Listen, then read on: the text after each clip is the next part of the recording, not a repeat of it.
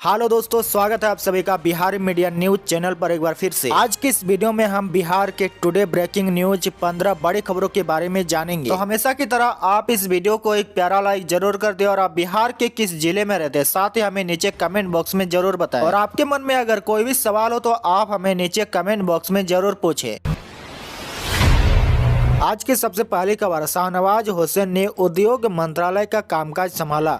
Corona काल के बाद बिहार में इंडस्ट्री का अवसर बढ़ाएंगे। जी हां, शाहनवाज हुसैन ने कल उद्योग विभाग का कामकाज संभाल लिया है। शाहनवाज हुसैन सचिवालय पहुंचे और वहां उद्योग विभाग में पदभार ग्रहण किया। पदभार ग्रहण करने के बाद शाहनवाज हुसैन ने कहा कि बिहार में इंडस्ट्री को लाना, यहां के युवाओं को रोजगार मुहैया कराना हमारा प्राथमिकता के सबसे ऊपर होगा। शाहनवाज हुसैन ने कहा कि बिहार में इंफ्रास्ट्रक्चर तैयार है और अब उद्योग की बड़ी संभावनाओं को देखते हुए हम इंडस्ट्री लाने के लिए प्रयास करेंगे। इतना ही नहीं, मंत्री शाहनवाज हुसैन ने देश के बड़े उद्योगपतियों को अवसर दिया है कि वह बिहार में आकर इंडस्ट्री लगाए। उन्होंने कहा कि बिहार में अगर निवेशक आते हैं तो उनको राज्य सरकार की तरफ से तमाम सहूलियत दी जाएगी।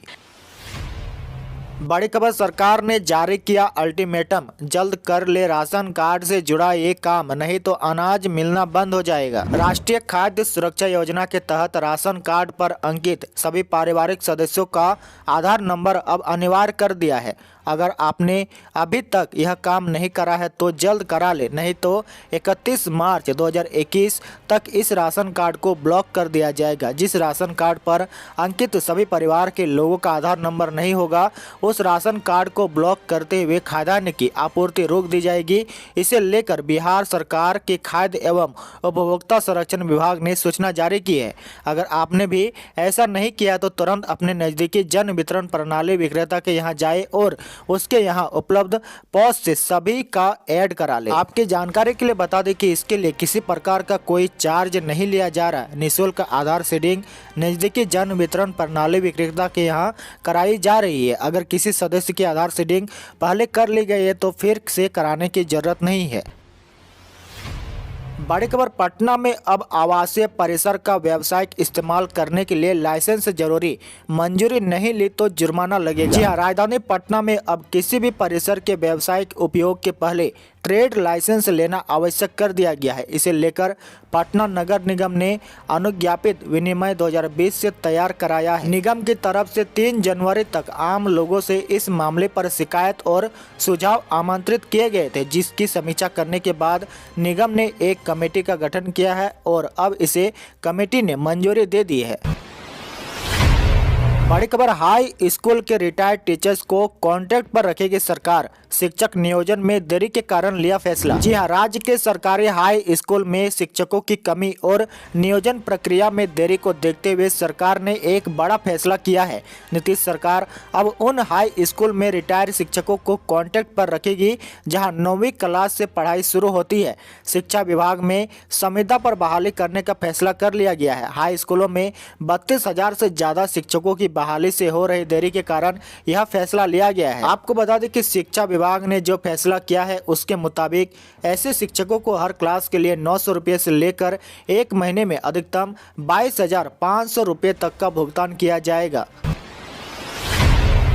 मंत्रिमंडल में जगह न मिलने से नाराज हुए मुकेश सहनी, अमित शाह से करेंगे मुलाकात। बिहार में नीतीश कैबिनेट के विस्तार के बाद अब सहयोगियों की नाराजगी सामने आने लगी। मंगलवार को पटना में हुए मंत्रिमंडल विस्तार के बाद बिहार में एनडीए के घटक दल वीआईपी नाराज हो गई है। पार्टी के मुखिया और बिहार सरकार में मंत्री मुकेश सहनी अपनी नाराजगी को लेकर दिल्ली जा रहे हैं। जानकारी के मुताबिक दोनों नेताओं की मुलाकात बीजेपी के पार्लियामेंट्री ऑफिस में हो सकती है। दरअसल मुकेश सहनी बिहार मंत्रिमंडल में अपनी पार्टी से एक और मंत्री चाहते थे, लेकिन बुधवार को जब बिहार में नीतीश कुमार के मंत्रिमंडल का विस्तार हुआ तो उसमें केवल बीजेपी और जेडीयू के चेहरे को शामिल किया गया। ऐसे में मुकेश सहनी को निराशा हाथ लगी है। बड़ी खबर, पटना में गांधी घाट पर शुरू होगी गंगा आरती, फिर से चलेगा एमवी बिहार। जी हां, नवनियुक्त पर्यटन मंत्री नारायण प्रसाद ने पदभार संभालते ही कामकाज शुरू कर दिया है। इसी क्रम में उन्होंने बुधवार को विभाग की विभिन्न योजनाओं की समीक्षा की।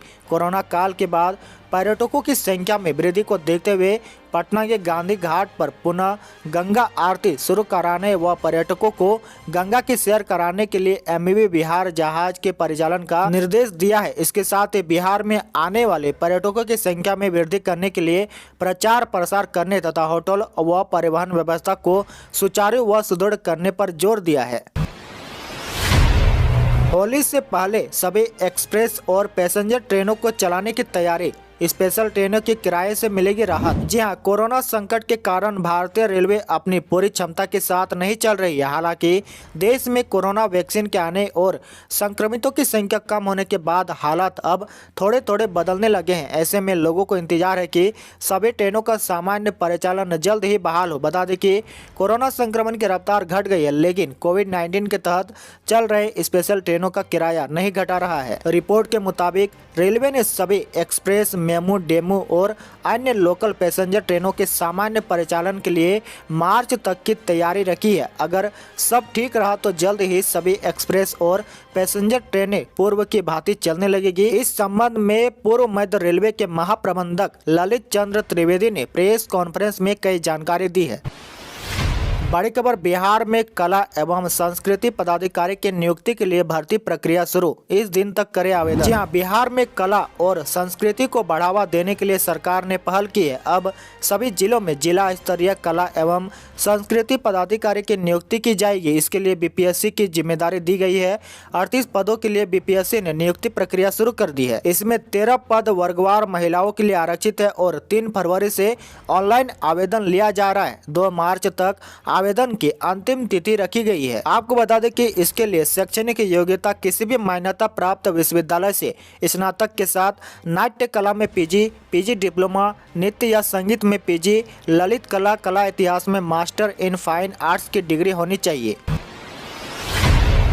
बिहार में 13 फरवरी तक मिल जाएगी आवास योजना की पहली किस्त। डीडीसी ने सभी बीडीओ को भेजा पत्र। 5 व 6 फरवरी को आयोजित राज्य स्तरीय बैठक में मिले निर्देश के बाद डीडीसी ने सभी बीडीओ को निर्देश जारी किया है। स्वीकृति प्राप्त लाभुकों के खाते में आवास योजना की पहली किस्त ट्रांसफर करने का निर्देश दिया गया है। 30 दिसंबर 2020 तक पहली किस्त की राशि प्राप्त कर चुके लाभुकों के आवास को विशेष अभियान चलाकर 30 मार्च तक पूरा कराया जाना है। ग्रामीण आवास सहायक द्वारा वास स्थल विहीन लाभुक, अस्थायी पलायित लाभुक व अन्य कारणों से स्वीकृत लंबित रहने वाले लाभुकों का सत्यापन करा लेना है और इसकी रिपोर्ट 13 फरवरी तक देनी है। आपकी जानकारी के लिए बता दें कि इंदिरा आवास योजना के सभी अधूरे आवास को 31 मार्च तक पूरा करने की समय सीमा दी गई है। बिहार में कचरा प्रबंधन के लिए लैंडफिल साइट का होगा विकास। नगर पंचायतों में बेहतर होगी सफाई व्यवस्था। जी हां, राज्य के 29 नगर पंचायतों में सफाई व्यवस्था को बेहतर बनाने के लिए नगर विकास व आवास विभाग की ओर से निर्देश दिए गए हैं। इन निकायों में करीब 4,66,64,000 रुपये की स्वीकृति दी गई है। यह राशि इन निकायों में सफाई व्यवस्था के 6 संदर्भों में खर्च की जाएगी। विभाग की ओर से जारी निर्देश के अनुसार सफाई व्यवस्था में व्यापक सुधार के लिए इन निकायों में कचरा के प्रबंधन के लिए लैंडफिल साइट का क्रय करने का या विकास करने, कचरा संग्रह के लिए उपकरणों की खरीद करने आदि में खर्च होगी। बिहार में चांदी नरम तो गर्म हुआ सोना। अगले कुछ महीनों तक बड़े उछाल की संभावना नहीं। जी हां, शादी विवाह का सीजन नहीं रहने व कोरोना संक्रमण के बाद बाजार में आई मंदी के कारण सराफा बाजार में सुस्ती है। बुधवार को बाजार का रुख मिला जुला रहा। चांदी के भाव में 600 रुपये प्रति किलो की राहत मिली तो सोना का भाव 50 रुपये प्रति 10 ग्राम मजबूत हो गया। हालांकि इससे ग्राहकों पर कोई खास असर नहीं पड़ने वाला है। आगे की कुछ महीने की बात करें तो आभूषणों की घरेलू मांग सुस्त रहने की उम्मीद है, इसलिए बाजार में बड़े उछाल की संभावना नहीं दिख रही है। पटना में बुधवार को चांदी का भाव 600 रुपये प्रति किलो गिरकर 69,400 रुपये पर आ गया। हालांकि सोना में मजबूती का रुख बरकरार है। सोना बिटोर का भाव 50 रुपये प्रति 10 ग्राम मजबूत होकर 50,000 रुपये और सोना 22 कैरेट का भाव भी 50 रुपये मजबूत होकर 49,850 रुपये पर आ गया है। बिहार में सरकारी स्कूलों के 3 किलोमीटर के दायरे में निजी विद्यालय खोलने पर लग सकता है रोक। जी हां, गली गली खुलने वाले निजी विद्यालय पर नकेल कसने के लिए पटना की जिला शिक्षा अधिकारी ने प्राथमिक शिक्षा निदेशक को प्रस्ताव भेजा है कि सरकारी स्कूल के 3 किलोमीटर के दायरे में निजी विद्यालय को खोलने पर रोक लगाई जाए। जिला शिक्षा अधिकारी ने अपने प्रस्ताव में कहा है कि सरकारी स्कूल के आसपास निजी विद्यालय खोलने के कारण कई बच्चे दोनों जगह नामांकित होते हैं। प्रतिवर्ष निजी विद्यालय खुलते जा रहे हैं, जिससे सरकारी विद्यालयों में बच्चों की संख्या लगातार कम हो रही है। चिराग पर नीतीश का तीखा हमला, बोले हम उनका नोटिस नहीं लेते, बीजेपी ही भविष्य का फैसला करेगी। बिहार के मुख्यमंत्री नीतीश कुमार ने लोक जनशक्ति पार्टी के राष्ट्रीय अध्यक्ष चिराग पासवान पर तीखा हमला बोला है। केंद्रीय मंत्रिमंडल विस्तार के सवाल पर बड़ा बयान देते हुए नीतीश कुमार ने कहा कि वह चिराग पासवान का कुछ खास नोटिस नहीं लेते हैं। चिराग के साथ साथ सीएम ने लालू यादव के बड़े बेटे तेज प्रताप यादव का भी मजाक उड़ाया है। 2 दिवसीय दौरे पर दिल्ली पहुंचे बिहार के मुख्यमंत्री नीतीश कुमार ने लोजपा को लेकर जदयू का स्टैंड क्लियर कर दिया है। चिराग की पार्टी को एनडीए में शामिल होने के सवाल पर नीतीश कुमार ने कहा कि उन लोगों ने जो किया है बिहार विधानसभा चुनाव में, ये बात सबको मालूम है।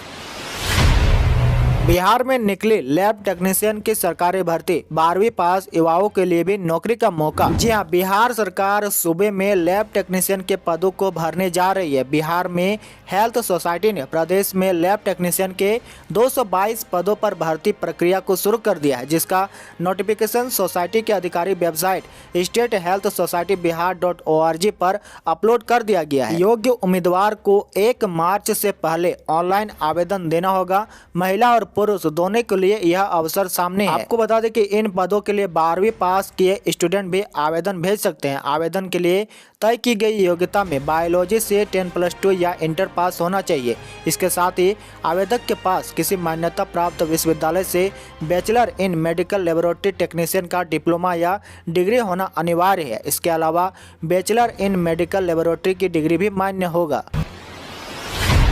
और अंत की बड़ी खबर, United forum of bank union ने 15 मार्च से 2 दिन की बैंक हड़ताल का आह्वान किया है। बैंक यूनियन के इस अमरेला संगठन ने सार्वजनिक क्षेत्रों के 2 बैंकों के प्रस्तावित निजीकरण के विरोध में इस हड़ताल का आह्वान किया है। मार्च के मध्य में अगर यह हड़ताल होती है तो बैंकों में लगातार 4 दिन तक कामकाज नहीं होगा। इसकी वजह यह है कि दूसरा शनिवार होने के कारण 13 मार्च को बैंकों में अवकाश रहेगा। 14 मार्च को रविवार होने की वजह से बैंकों में कामकाज नहीं होगा और 15 और 16 मार्च को इस प्रस्तावित हड़ताल की वजह से बैंकों का कामकाज प्रभावित हो सकता है। आज के लिए आपका सवाल बताएं कि सबसे अधिक दिन तक जीने वाला प्राणी कौन सा है। इसका जवाब आप हमें नीचे कमेंट बॉक्स में जरूर बताएं।